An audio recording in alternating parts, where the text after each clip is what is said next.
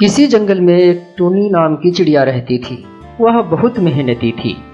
वह किसी न किसी वक्त कोई ना कोई काम करती रहती थी। उसी के पड़ोस में एक कालू नाम का कौवा भी रहता था, जो बहुत ही आलसी था। वह हमेशा कोई ना कोई बहाना करता था। जंगल में बारिश न होने के कारण जंगल में दाना की कमी हो गई थी। फिर एक दिन टूनी चिड़िया एक जगह बैठकर सोचती है, क्यों ना नदी के किनारे वाली जमीन पर गेहूं बो दूं। मेहनत तो होगी, लेकिन कुछ तो करना ही पड़ेगा। इससे दाना पानी का इंतजाम हो सके। हो सकता है कि मैं ये काम अकेली नहीं कर पाऊँ। क्यों ना मैं अपने पड़ोसी कालू कौवे को अपने साथ ले लूं। काम भी आसान हो जाएगा और कौवे को भी दाना मिल जाएगा। फिर टूनी चिड़िया कौवे के पास चली जाती है। कौवा भाई, देख रहे हो, जंगल में दाना बिल्कुल खत्म होते ही जा रहा है। हाँ, जंगल में तो दाना की बहुत ज्यादा कमी है। मैं तो 2 दिन के बाद कुछ दाना खाया हूँ। कहीं तू मेरे पास दाना उधार लेने के लिए तो नहीं आई?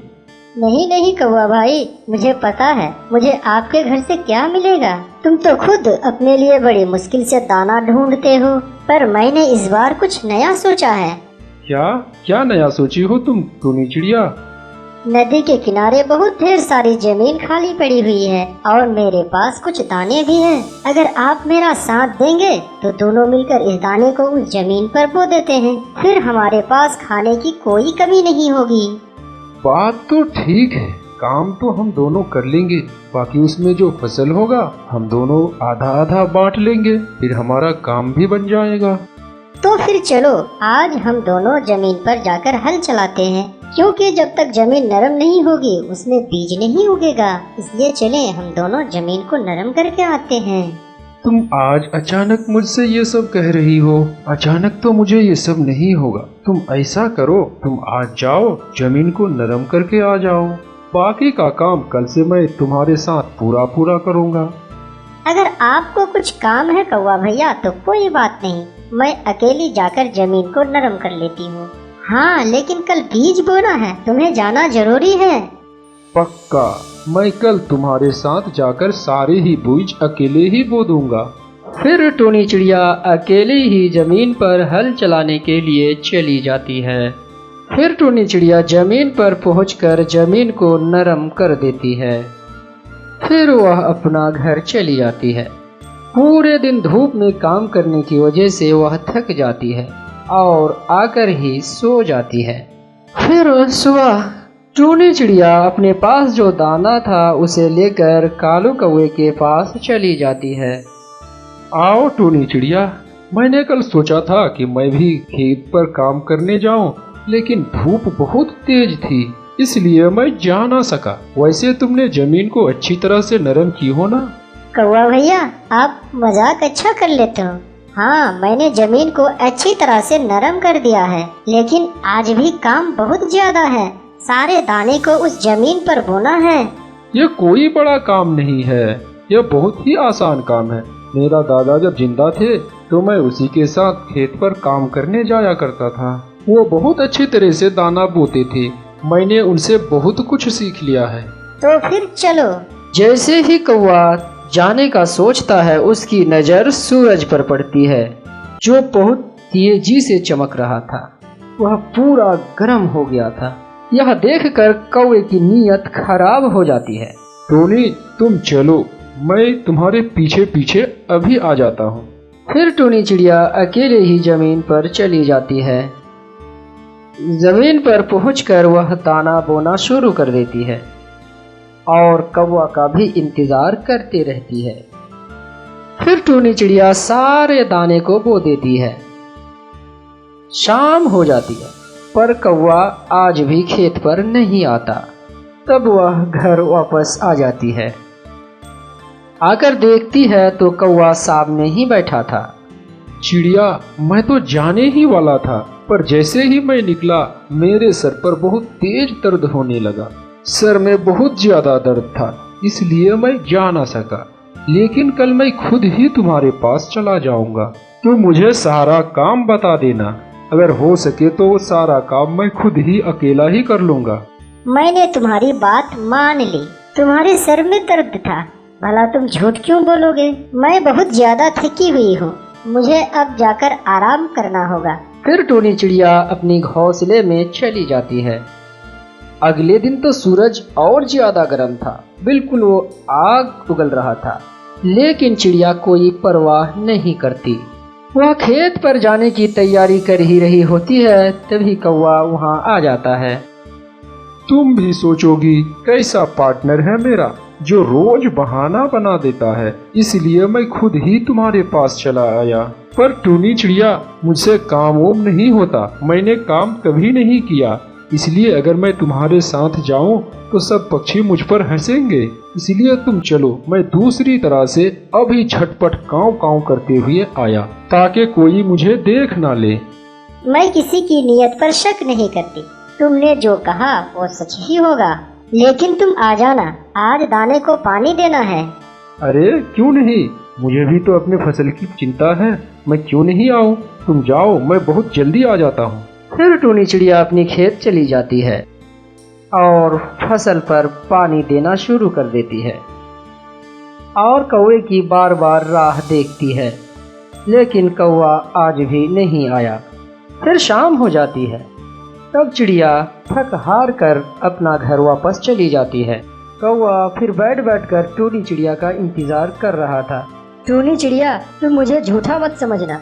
मैं जैसे ही दूसरी रास्ता से तुम्हारे पास जा रहा था तो मैंने देखा कि मेरा मामा मेरे घर की तरफ आ रहे हैं, तो मैंने सोचा काम तो पूरे जिंदगी भर करना है, मेरा माँ का भाई आया है, क्यों ना मैं अपने मामा का ही सेवा कर लूं। यह सोचकर मैं अपने घर वापस चला आया था। हाँ, ऐसा ही होगा, मैं किसी पर शक नहीं करता। हाँ, कल बीज से पौधे निकल आएंगे और उसके साथ साथ कोई बिना जरूरत वाले पौधे भी निकल आएंगे, उसे उखाड़कर साफ करना होगा। मैं कल तैयार ही रहूंगा, जब जाओगी तो मुझे बुला लेना। फिर चिड़िया वहाँ से चली जाती है। फिर सुबह हो जाती है, तब टूनी चिड़िया कौवे के पास आ जाती है। मैं तुम्हारा ही इंतजार कर रहा था। मेरे दादाजी के कुछ औजार पड़े हुए हैं जो फसल से बिना जरूरत वाले पौधे को उससे आराम से निकाल सकते हैं, लेकिन एक समस्या है, वह बहुत पुराना हो चुका है। मैं अभी उसे तेज करके आ जाता हूँ, तुम आगे बढ़ो, मैं तुम्हारे पीछे पीछे अभी आ जाता हूँ। फिर टूनी चिड़िया अपनी जमीन पर चली जाती है और सारा दिन धूप में काम करती रहती है। फिर शाम हो जाती है, पर कालू कौवा आज भी नहीं आता है। तब वह अपना घर वापस चली आती है। फिर देखता है कि कौवा उसके सामने ही बैठा है। वह कौवे के पास जाती है।